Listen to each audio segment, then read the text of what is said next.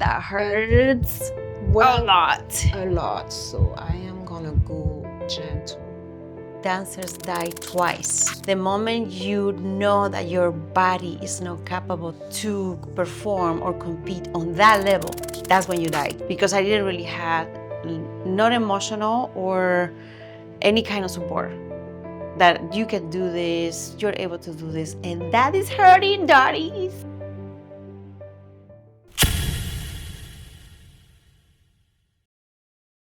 Welcome back on Deep Tissue Talk. Today, I have the pleasure to have Yesenia Serratos on my table. Yesenia is the co-owner of Soho Dance LA. She's a professional dancer, choreographer, and teacher. Yesenia, welcome to Deep Tissue Talk.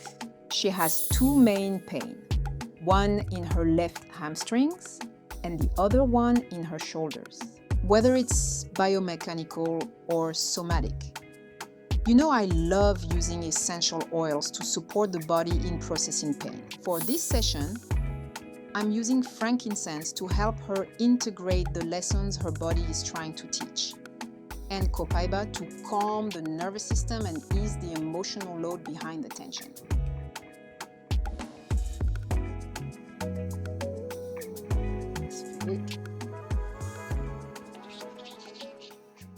So can you share with me right now how you feel and what you felt? I feel like my head is thinking a lot of thousand things right now. I have my dance career, but I'm also this year getting married. So I have a lot of things in my head of planning and preparing and making sure everything is being taken care of. How does those thoughts show up in your body right now? My neck, my shoulders, and for some reason I've been having like a lot of hamstring tightness.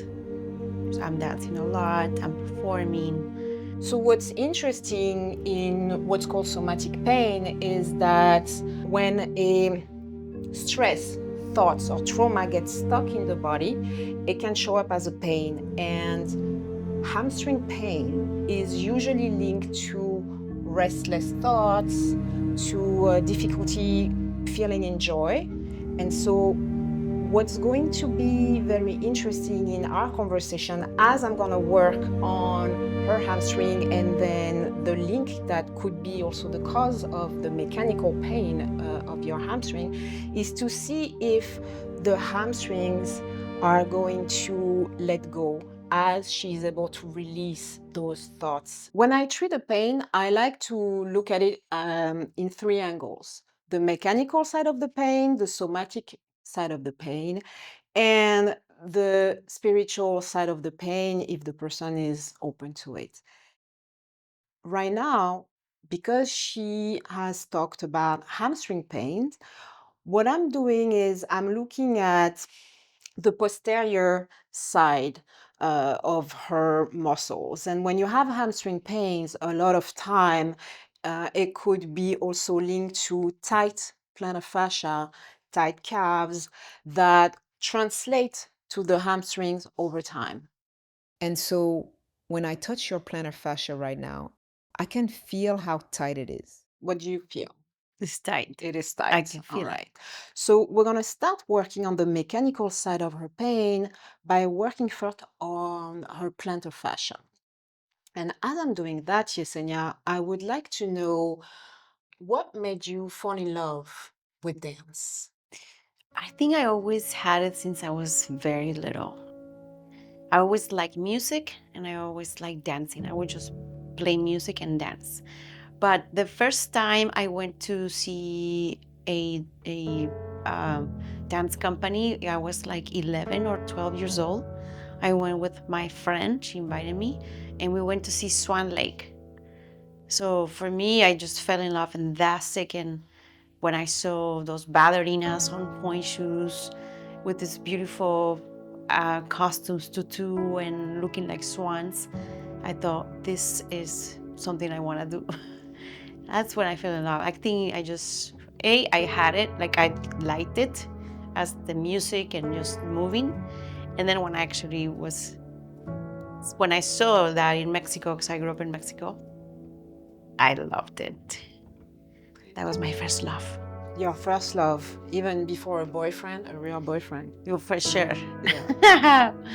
Yes. And how old were you when you started your training in dance? I was older or not too old, but like not young enough to start when you're supposed to start. I was 18 years old. Oh, 18 years old, yeah. Yes. So usually You should people who are professional dancers, they start like at 6. 6, 7, even 3 years old. Yeah, yeah. So I didn't start like early enough, but not that didn't stop me. Obviously, Yes. I decided to do it. Honestly, I didn't even think about it. I just thought I'm gonna try it, and I did it. And this is what's beautiful about not thinking twice, not listening to anybody, or not listening sure. to a culture telling you you're too old. You I started move my to the training at once I finished high school, and I was going to go to college. And I thought, well, maybe I take a little break and I just do dancing for fun. And that for fun became a career because I got support from my teachers. My teachers were like, "You never danced before?" I'm like, "Nope."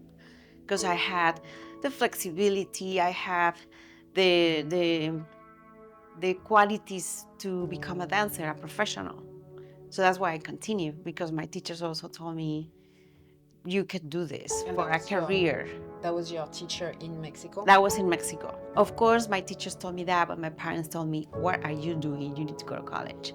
So I have to fight a lot to pursue my career because I didn't really have not emotional or any kind of support that you can do this, you're able to do this, and that is hurting, Doris. I'm And sorry. that actually hurt in that time, probably too, because yeah, it was hard not to have anyone that believe in you. And it's not only the fact that they didn't believe in you, but it's also probably the fact that this is not part This of is Doris' moment. this is not part of their culture. So if they weren't Exactly. dancers or athletes, it's Yeah. difficult to relate. And mostly in Mexico City, in the time that I grew up, it was a luxury to take dance classes. With my parents, it was like, what do you mean taking dance classes? I know. And who's gonna Yes. pay for that? And who's gonna pay for that? It's a luxury, mostly in Mexico. What happened in your head that told you, F it, I'm just gonna go and The reality is that really nothing happened much. Meaning, I didn't think about it too much, and I think that's one of the qualities when you are younger. It's a good thing. It could be a bad thing yeah. too, but it's a good thing when you don't think about it too much. Because when I was taking dance lessons in Mexico City, I went to a professional studio, and I would see a lot of teachers from Mexico coming from New York, from LA, from Chicago, to teach us. And I'm like, he was from Mexico. He's like me, or she's like me, and she left the country, and now she's dancing in a company in Chicago or New York. I can do that because I relate to them. I'm like, they are like my same language, the same country, and they were able to do it. I'm gonna do it. How difficult that could be. Obviously. Thank God If I they did can it. do it, I can do it. I think thank God I thought that way, because now it would be like, no way, because I didn't speak the language. I didn't have money or even like to be working, in that time. I just came as a tourist. Yeah. So that was difficult for me to really pursue the career 100%, but that didn't stop me, obviously. I know, and I'm so proud of you to be so naive to think that Yeah. it's okay to just move to a different country, not speak the language, not having any contact, and just go and And pursue not your dream. knowing that, I was already not that young to pursue it. That was actually one of the things that probably that did stop me at some point, because I didn't have the experience. I had the talent, but not the experience. So by the time I had experience, I was a little too old. And and then, it has the goods and not so little sour parts. So how does that make you feel? That makes you feel really pain. Whew. If it's too painful, you let me know. So my That was painful. treatment can be very relaxing, very painful. It really depends on, I know what your body can, I know what your body can take, but I don't necessarily know what you psychologically can handle. And so you tell me if it's too much pressure or not enough, but I'm gonna go with your body, Mhm. tell me that it can handle. Um, and so you mentioned that you have hamstring pain. So right now I am between the hamstrings and between the adductors muscles. That And hurts what a I lot. a lot. So I am gonna go gentle, more gentle on you because it looks like from what I'm feeling, it looks like this pain have been here for a long time. And so the more you wait to take care of your pain, the longer it can take to take care of it. So sometimes you have to go step by steps. What I want to know is, when did this pain start? I don't know, when I started dancing, When you since I started dancing? It since I started was right away when you started dancing, or it's been showing up the past 3, 5 years? I don't know. it's been showing up actually. As you age, being a dancer and now a choreographer and a teacher and a business owner, um, how do you relate to your body aging while still being able to continue your passion and dance and communicate through this art? So obviously, as a dancer, you evolve. Like first, you are 100% dancer. You're auditioning, you are performing, you are competing. Your body is 100%, and all depends how you take care of it, right? So I have to say I'm lucky because I am. I feel pretty strong for my age, and I've been dancing for a very long time, and I feel like I can still do it. One of my background trainings is ballet, and ballet is a dance that demands a lot. And I still, even 2 years ago, I felt like I was going to a ballet class, and I felt strong, and I felt like I could like do all the movements, compared to other girls that are like 20 or 18 or that. And I feel like I still feel like I can keep up. But this, from 2 years from now, I feel like, what is happening to me? I feel like I cannot be as quick or 100%, do the kicks or the jumps as I used to, and that part is kind of like hurting.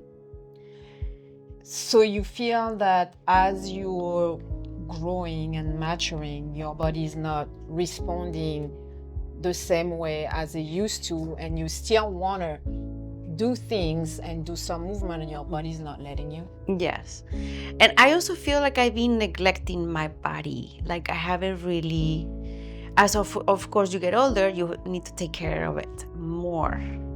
Like stretch it and do this type of things. And I feel like I haven't really paid attention to that, because if you want to maintain it, you have to not just do the same thing that you were doing 20 years ago. That's what really smart about the body is it is capable, if you're listening to it, to tell you it is time to take care of me. The way it does it is through tingling sensation, through tightness, through pain. And it gets worse as you're not listening. But if you're able to check in with your body, you're going to be able to feel for what your body is asking me. And if you listen, you can salvage everything. It will tell you what it needs. And then all you have to do is find the right people to take care of you, eat right, stretch, you know. So, you know what? Actually, what I just told you, it just makes me, it reminds me what Martha Graham said about dancers, that we dancers die twice. And that said is because we obviously die once, all of us in this world. And a dancer dies twice because the moment you know that your body is not capable to perform or compete on that level, because of course there is levels. You can always teach, you can always coach, but that level of when you're still performing to your maximum, and you know, that moment that you're still in a dance company or performing in theaters or all that, when you know that you have to retire, that's when you die. Because for us dancers, is a big impact to say, I cannot jump that high, I cannot be in that company anymore. It's very profound. It's very, it Very just, profound. it just really is, you die. And you have to kind of like mourn that process of your body, of your career. So I just feel like maybe I may be going through this process because I've been having a lot of like, I go to the class and I just feel like that's just not happening to me right now, that I cannot keep up with these girls. So you feel like you're going through a loss right now?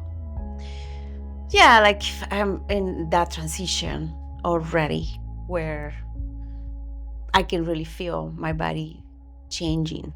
And that's what I'm saying, like wow, I really need to start taking care of it differently.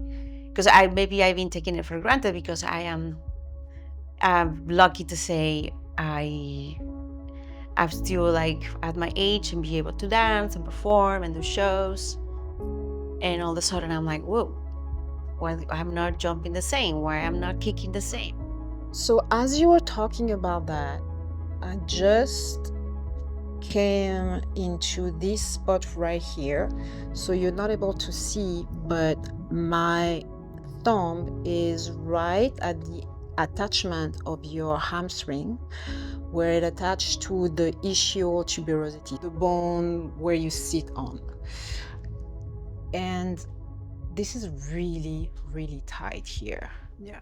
That's what I'm feeling as you're telling me about your sense of loss. So what I would like to know, because we've been working on the mechanical part of the pain, how it really makes you feel to now transition into a new role as a choreographer and as a teacher and business owner. Definitely growing from just being a dancer and pursuing the dance career, and evolving into a choreographer, uh, business person, as teaching dance classes and owning a studio and creating a youth program, an adult program. All of those things are kind of like a great addition in your dance career. Definitely that makes you feel like you're still in it, makes you feel alive. It makes you feel great to be able to share all the knowledge and experience that you have gained through all those years, because it also makes you feel like I'm still doing something that I'm passionate about, which is dance. Because so many people are unfortunately not lucky to continue doing that, because maybe it's not easy to be a dancer, it's not easy to survive as a dancer either, and not just physically but financially. So sometimes you have to do something else because you just cannot afford to just be a dancer. And a dancer or teacher or coach or choreographer. And I'm lucky to say that I'm still, after all these years, I'm still in the same field, teaching, coaching, performing with students, creating a dance program for kids, for adults. So that's something that I'm very grateful to be able to do. Everything is in my shoulders. Even my head hurts all the way up here. Ah, that's called a trigger point. You are on the trigger for sure. Oof.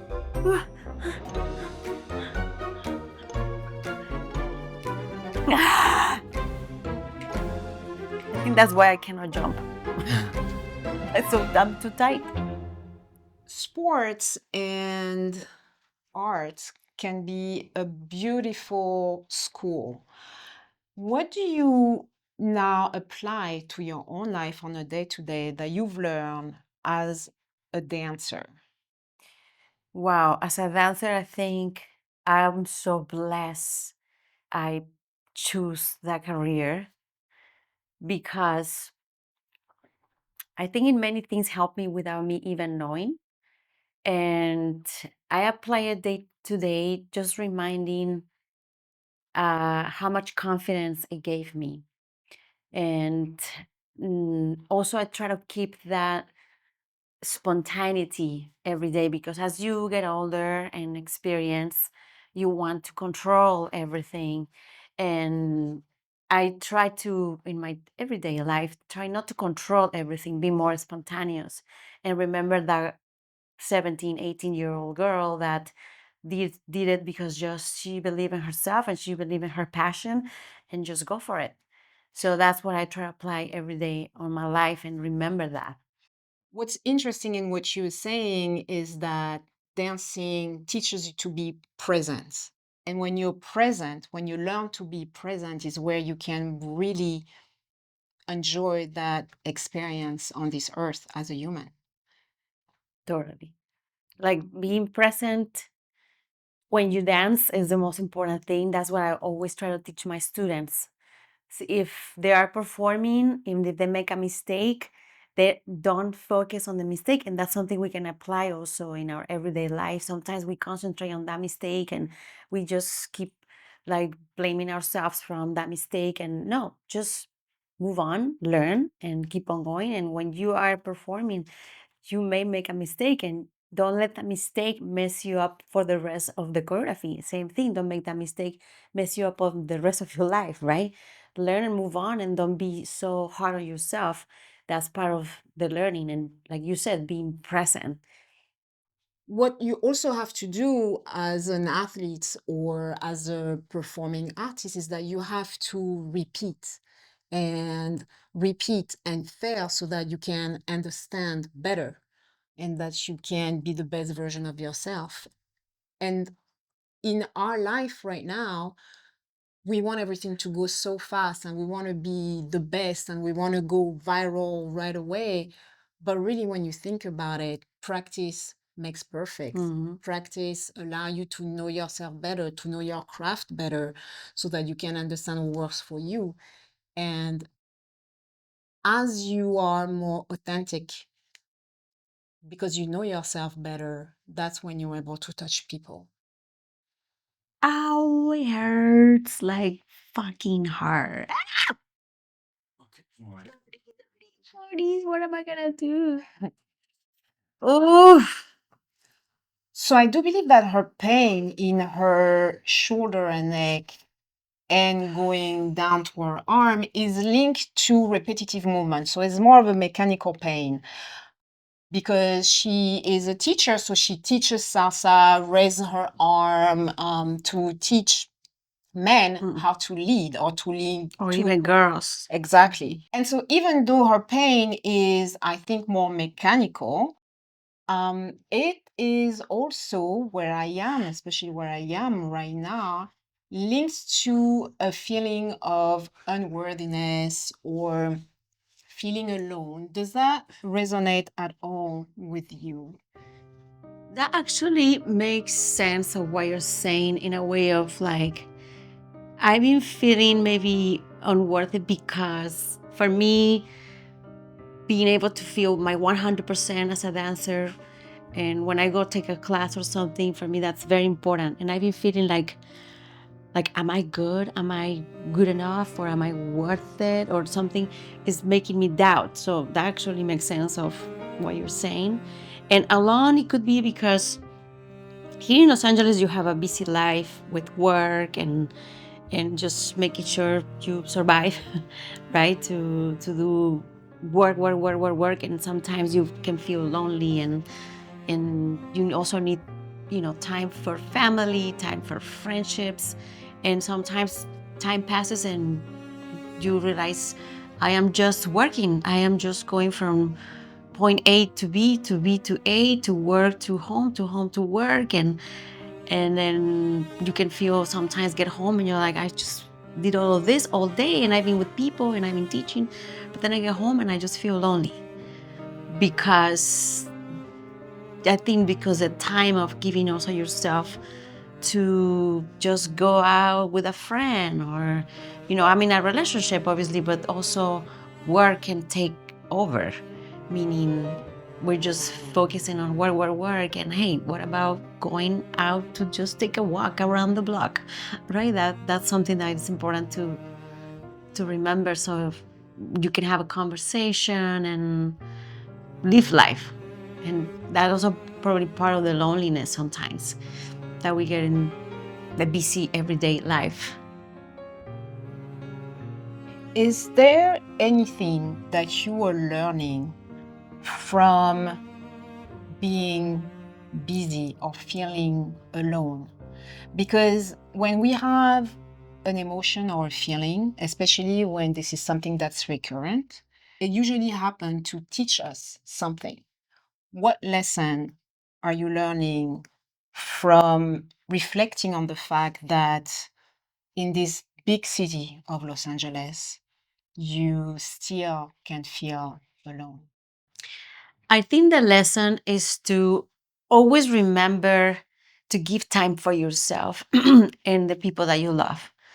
Give time for yourself, the people you love, and not just get in the loop of work and business and doing a routine that you repeat: work, home, if you have kids, and don't really give the time to yourself to enjoy a day just almost doing nothing. Sometimes when I want to stay home and I have a day off, doing nothing, it bothers me. And I realized that's probably a problem.